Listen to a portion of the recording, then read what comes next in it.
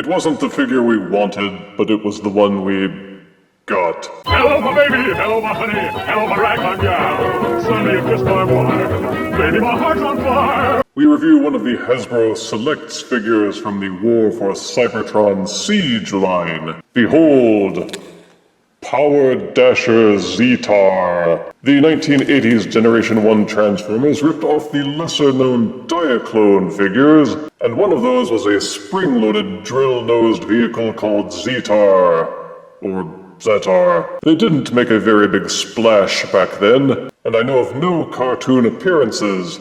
But in a time when Hasbro was repainting figures to bilk the wells of nostalgia, they figured, why the heck not? So they took the Siege Weaponizer Brunt figure, remolded it, and repainted it to bring us this exclusive from the Hasbro Pulse website. This figure came into my hands by reason of Hasbro Pulse, and how they messed up my Scorponok figure. But it was kind of them to send it out, all things considered, so we'll call it even.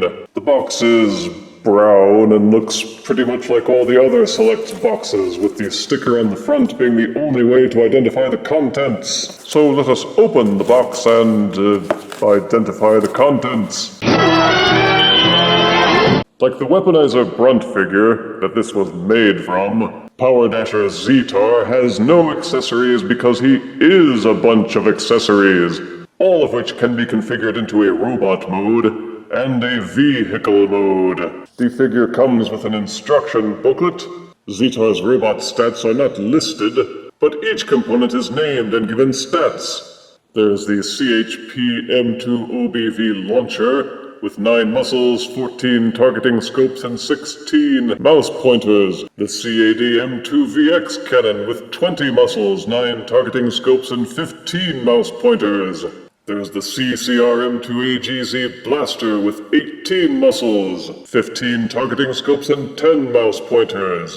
The CCMA M2ME amplifier with 5 muscles, 17 targeting scopes, and 10 mouse pointers. The CHD M2 turret armor with 19 shields. For the Serpentine loadout, there's the CMD M2 HMC Pince Hydraulique Mauler with 20 muscles, 17 targeting scopes, and 16 10-ton weights. Rounding it all off is the CMFM M2 PDM with 16 muscles, 11 targeting scopes, and 14 mouse pointers. You can configure all of the pieces in their A, B, C, D, E, F formats, and plug them into almost any compatible Siege or Earthrise figure, using either of the 2 loadouts that are demonstrated in the instruction booklet. The demolition loadouts still let you plug each piece onto a separate figure to either make him look cooler or more ridiculous depending on your point of view.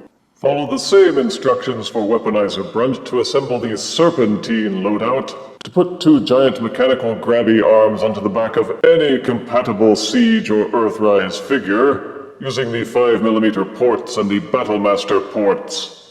But his 2 main modes are the vehicle and robot modes. As a remolded copy of Siege Brunt, Powerdasher Zetar mirrors his alt mode as a Cybertronian-style tank. Simply take all the pieces and reconfigure them the same way that you would with Weaponizer Siege Brunt. But as this is a Select figure, it has one extra accessory in the form of this silver-painted drill bit, which can be plugged into any of his many open ports, but which makes the most sense plugged into the front, so that you can pretend to drill things out of his way. Sadly, you can't plug it into the tank cannon, which has an even greater forward reach and can be swiveled to drill whatever you want. But there is a workaround. If you have assembled any furniture in your domicile, then you probably have some leftover 5mm dowel rods, which are used to fasten different panels of your furniture together. Simply take one of those dowel rods and snip it to a desired length. It can then be inserted into the drill bit. Once it's nestled in nice and snug, you can use the other end to plug it into the tank cannon. Now you're ready to drill up a storm. All that aside, behold its sculpted detailing and very vivid colors. Gone is the grungy splattering of the Siege line. The black and yellow hits the eye like a boxing glove.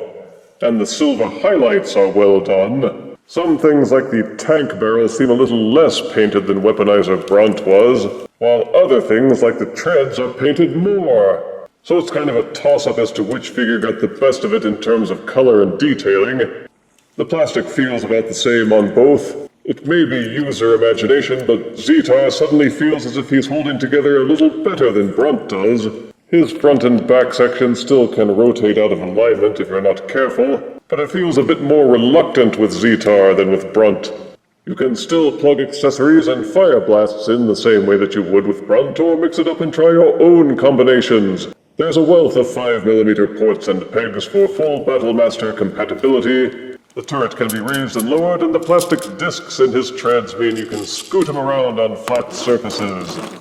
If you are familiar with the transformation process of Weaponizer Brunt from the Siege line, then Powerdasher Zetar will be no problem for you. The pieces come apart and reconfigure in exactly the same way, with the minor exception of using the drill bit as his goofy-looking hat. And this is Zetar in robot mode, and as you see, it is a yellow and black copy of Weaponizer Brunt.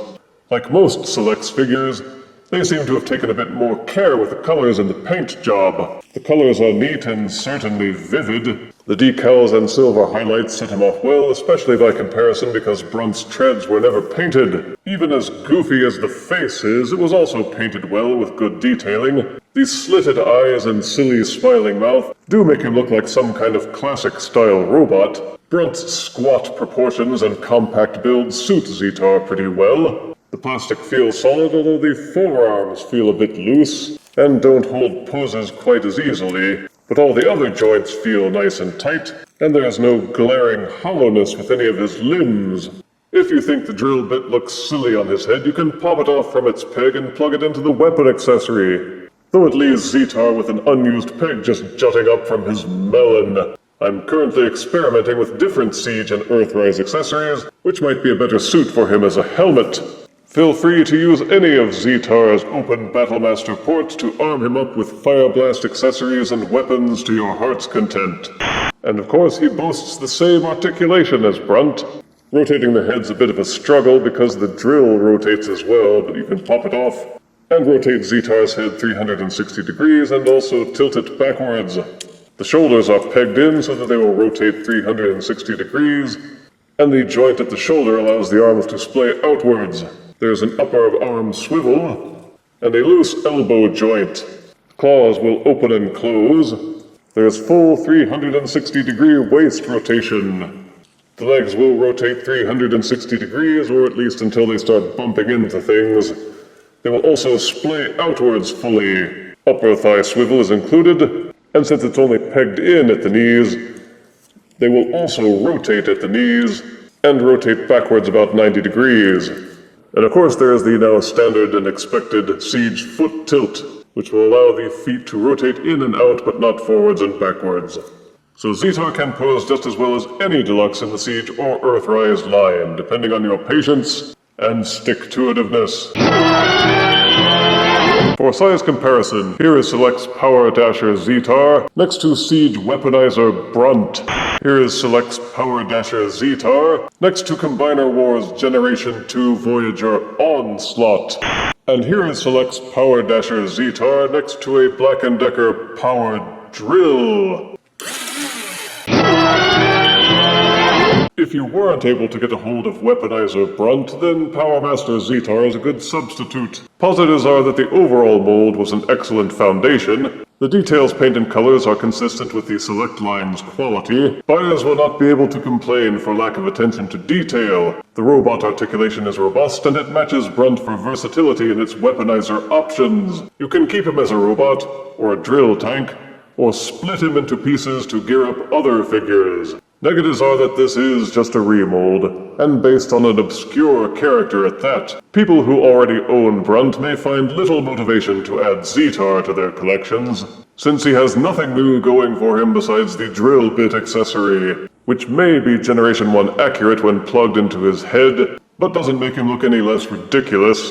3D printer owners could probably make their own drill bit pieces anyway. His loose elbows are probably unfixable. The bright yellow kind of overwhelms some of the sculpted details since the yellow pieces don't have much paint to set them off. The midsection of the tank does still have an annoying tendency to rotate out of place, and so do the front treads. But if you happen to have been sent a faulty Scorponok figure, and Pulse sends you out something to make up for it, then Powerdasher Zetar certainly isn't the worst thing that you could wind up stuck with. I give this figure 6 out of 10 deaths, and that's putting it bluntly. If you refuse me, honey, you lose me, then you'll be left alone, oh baby, tell them all, and tell me I'm your own.